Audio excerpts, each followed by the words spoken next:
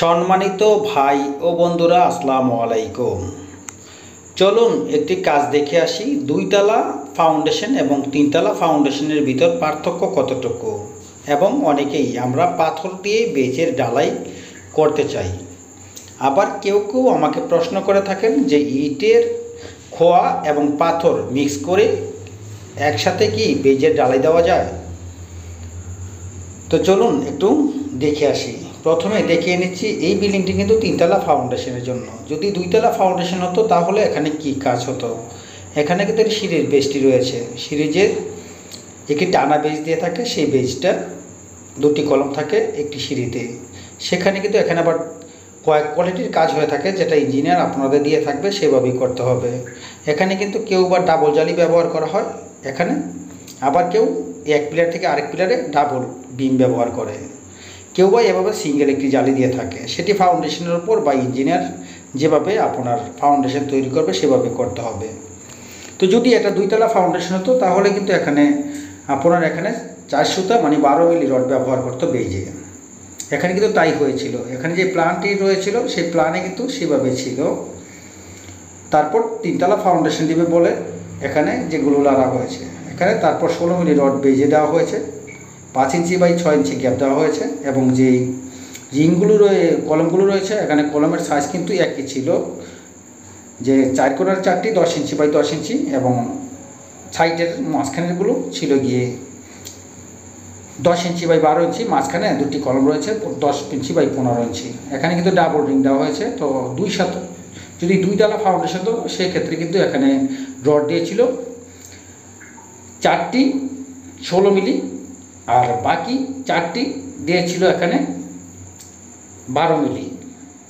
তাহলে পার্থক্য শুধু এখানে এখন 8টি 16 মিলি হয়ে গেছে, কলমের সাইজ একই ছিল।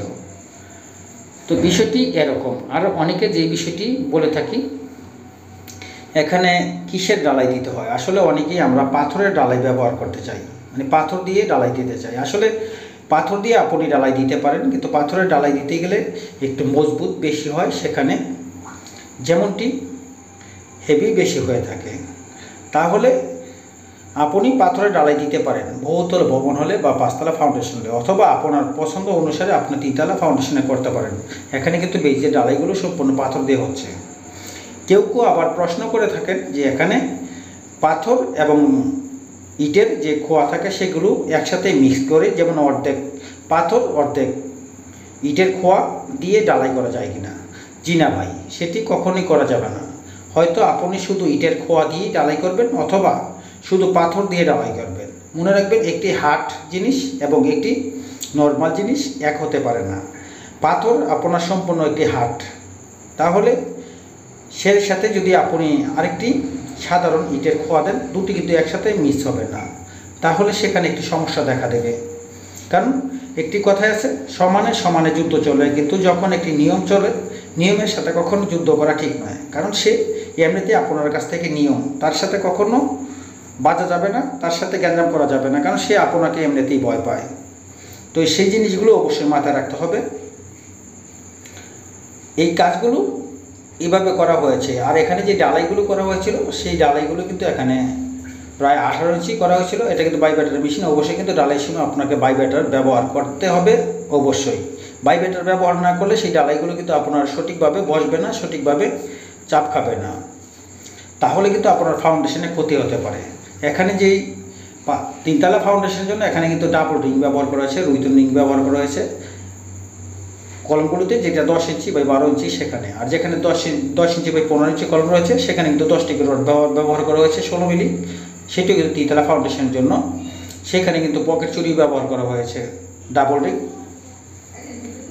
এখানে কিন্তু সম্পূর্ণ পাথরের কাজ চলতেছে। এই ডালাইটা কিন্তু এখানে পুরো 18 ইঞ্চি ডালাই দেওয়া হবে, দেখতেছেন।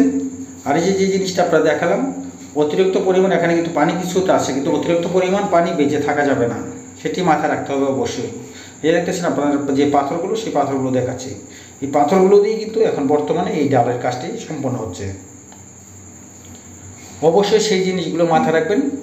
আর এখানে যে কাজগুলো, বেজের প্রতিটিতেই আপনার মাটান দেওয়া হয়েছে 6 ইঞ্চি করে 2 মাথায়, সেই মাঠামগুলো অবশ্যই দিতে হবে। অনেকে কিন্তু প্রশ্ন করে যে মাঠাম না দিলেই বা কী হয়। না ভাই, অবশ্যই মাঠাম দিতে হবে।